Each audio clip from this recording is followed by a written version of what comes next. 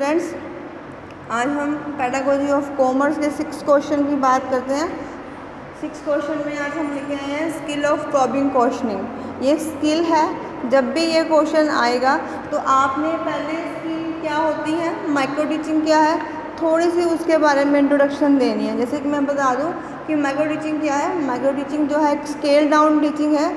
उस ट्रेनिंग के दौरान हम लोग क्या करते हैं कि जो क्लासरूम की कॉम्प्लेक्सिटीज़ हैं उसको हमने कम कर दिया, जो पीरियड का टाइम लेंथ है वो हमने शॉर्ट कर दी, टॉपिक जो है वो हमने शॉर्ट कर दिया। तो माइक्रो टीचिंग के अंडर बहुत सारी स्किल्स आती हैं। तो उसके अंदर आज जो हम डिस्कस करेंगे वो करेंगे हम स्किल ऑफ प्रॉबिंग क्वेश्चनिंग, कि यहाँ पर आपको क्वेश्चंस क्यों पूछने हैं वो हमने यहाँ पर देखना है।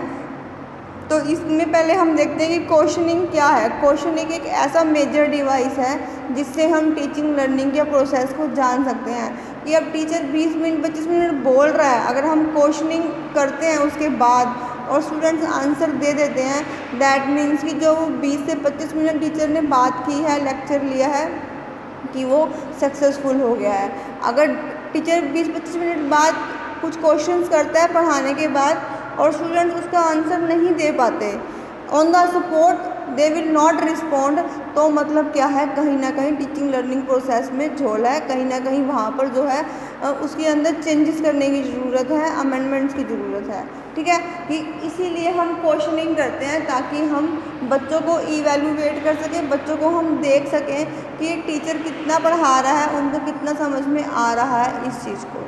ठीक है, तो यहाँ पे जो प्रॉबिंग क्वेश्चनिंग है वो रेफर कर रहा है going deep in the matter in hand, कि कितना डीप बच्चों को नॉलेज जो है इन हैंड उनको मिल रही है। कहीं कॉपीज़ में नहीं लिखी हुई वो हमने नहीं चेक करनी, कहीं बुक्स में लिखी हुई नहीं हमने चेक करनी। We are going to check the in hand, we are going to check the knowledge in hand, कि बच्चों को कितनी नॉलेज उनके हैंड में ऑन द स्पॉट मिल रही है, कि टीचर क्वेश्चनिंग कर रहा है और वो बच्चे जो है उसको आंसर दे रहे हैं।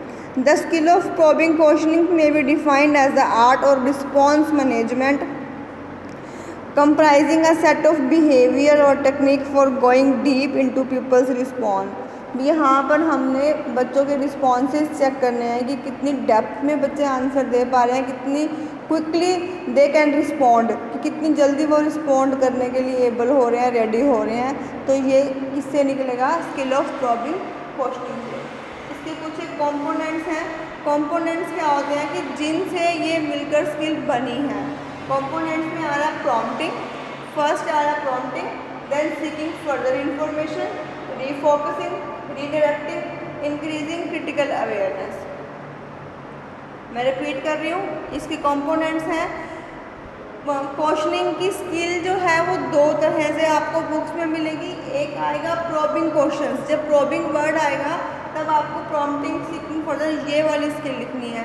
अगर खाली आएगा स्किल ऑफ क्वेश्चनिंग तो उसके कंपोनेंट्स अलग हैं, वो आपको अलग से लिखनी है, कि आपको देख लेना है कि क्वेश्चन में प्रॉबिंग वर्ड है या नहीं है।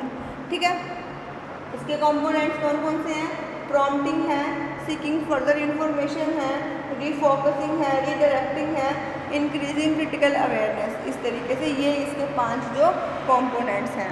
तो फर्स्ट डिस्कस करते हैं हम फटाफट से। इनकी डिटेल वीडियोस ऑलरेडी पहले बनी हुई हैं, जब आपके क्लासेस के सेशन स्टार्ट हुआ था। अब रिवीजन सेशन है तो इसलिए थोड़ा जल्दी से करा रहे हैं। प्रॉम्प्टिंग क्या है कि आपको प्रॉम्प्ट करना है, क्लू देने हैं, बच्चों को बताना है। बच्चे अगर थोड़ा सा रिस्पॉन्ड कर रहा है लेकिन उसको एग्जैक्ट आंसर नहीं आ रहा तो यू जस्ट पुश अप, कि आपने उसको आगे की और नॉलेज उसकी और इंक्रीज़ करनी है। हाँ बताओ ठीक जा रहे हो, हाँ जी ऐसे नहीं, कल हमने ये किया था, कि इस तरीके से कोई ना कोई क्लू आपने उसको देना है। प्रॉम्प्टिंग आपने उसको करनी है कि आपने उसको पुशअप करना है कि हाँ आप ठीक बता रहे हो, उसका कॉन्फिडेंस कहीं पर भी लूज़ नहीं करना। ठीक है, कि अगर टीचर ने उसका कॉन्फिडेंस लूज़ कर दिया कि बच्चे ने आंसर देना शुरू किया और कहीं वो अटक रहा है, टीचर कहेगा चल बैठ जा, तुझे कुछ नहीं आता, तो बच्चा वहीं पर डीमोटिवेट हो जाएगा।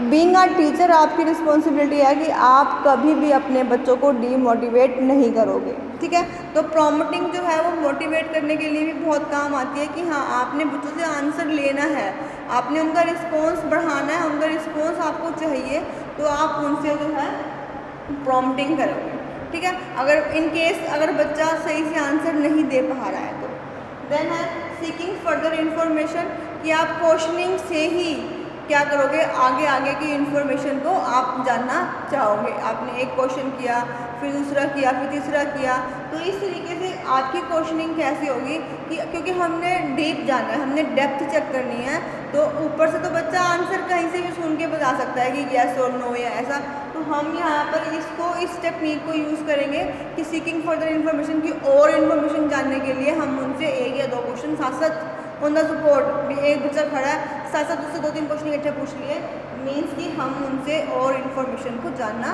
चाह रहे हैं। देन रीफोकसिंग, इन केस अगर बच्चा का फोकस कहीं और चला जाता है कि वो आंसर सही देते देते थोड़ा सा वो आंसर रोंग देने जाना शुरू कर देता है, दैट मीन्स कि वहाँ पर उसको रीफोकस करने की ज़रूरत है, कि हम उसको फोकस, उसका जो कंसंट्रेशन है, फोकस है, मेन पॉइंट से हटकर कहीं और जा रहा है, तो हम उसको क्या करेंगे, हम उसको रीफोकस करेंगे। देन सेम ऐसे ही है रीडायरेक्टिंग, डायरेक्शंस ऑलरेडी हम लोग दे चुके हैं, ठीक है, टीचर आप लोग क्लासरूम में पढ़ा चुके हो, आपने उनको जितनी डायरेक्शंस देनी थी आपने उनको दे दी हैं।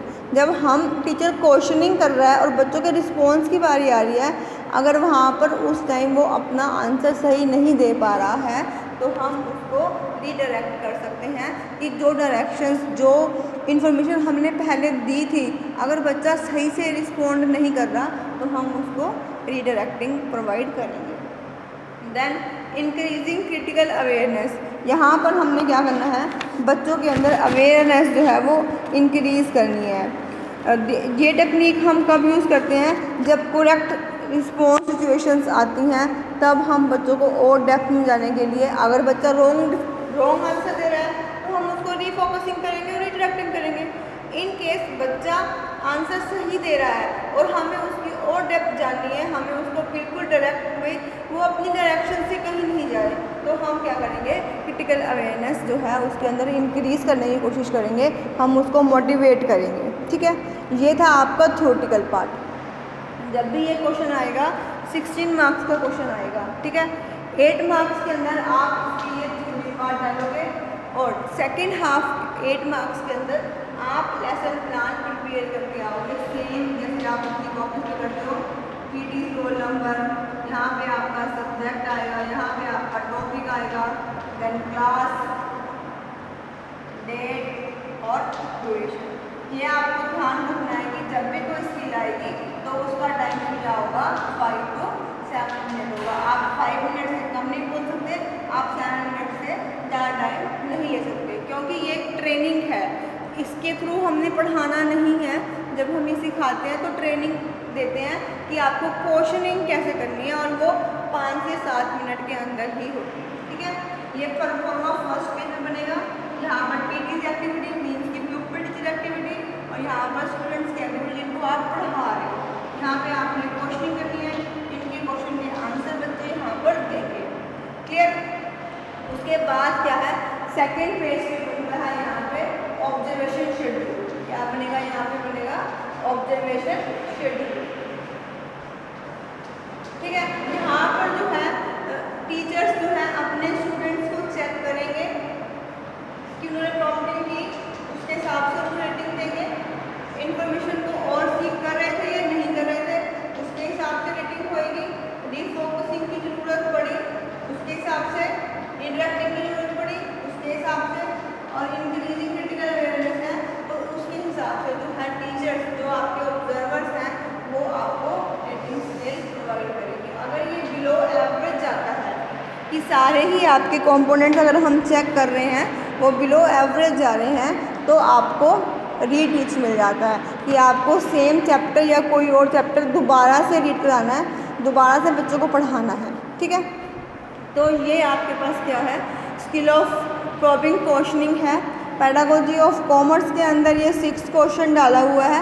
आप अगर इस क्वेश्चन को उठाते हो तो यहाँ पर लेसन प्लान बनाकर भी दिखाना है।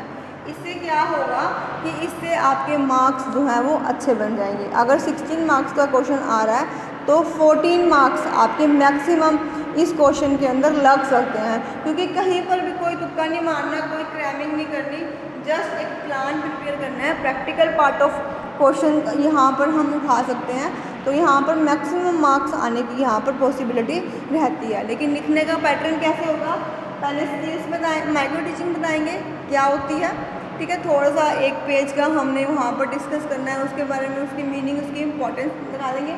फिर कौन कौन सी स्किल्स होती हैं, एक दो आप एग्जाम्पल बता दोगे।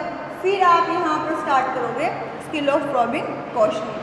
फिर पहले आपने इनके ये जो कंपोनेंट्स हैं, मैं दोबारा बता रही हूँ कि दो जो क्वेश्चनिंग स्किल है वो दो तरह से आती है। एक आती है स्किल ऑफ प्रॉबिंग क्वेश्चनिंग, अगर वर्ड प्रॉबिंग दिया हुआ है तो आपको ये वाले कंपोनेंट्स डालने हैं। अगर आपको प्रॉबिंग नहीं दिया हुआ तो जो दूसरे बुक में दिए हुए हैं तो आप वो डाल सकते हो, ठीक है। तो ये इसके कंपोनेंट्स हैं, ये आपने पहले इनको डिफाइन करना है, प्रॉपरली डिफाइन करना है इनको, ठीक है। उसके बाद आपने प्लान प्रिपेयर करना है, यहाँ से शुरू होकर यहाँ पर आप ये परफॉर्मा बनाओगे स्केल की हेल्प से, यहाँ पे क्वेश्चनिंग, यहाँ आंसरिंग, क्वेश्चनिंग, आंसरिंग। फिर लास्ट में आप एक शेड्यूल प्रिपेयर करोगे, ये शेड्यूल के अंदर आपने कंपोनेंट दिखानी है, फिर रेटिंग स्केल दिखानी है भी कितने मार्क्स आए हैं इसके, इस हिसाब से, ठीक है। होप कि ये क्वेश्चन आपको समझ में आ गया होगा। अगर यहाँ से समझ में नहीं आया तो डिटेल वीडियोस इसकी बनी हुई हैं, आप वहाँ जाकर भी इसको देख सकते हो। ये रिवीजन के लिए है, इसीलिए शॉर्ट वीडियोस बना रहे हैं ताकि आपका टाइम कम लगे और आपको जो है रिवाइज हो जाए आपके क्वेश्चन। Thank you.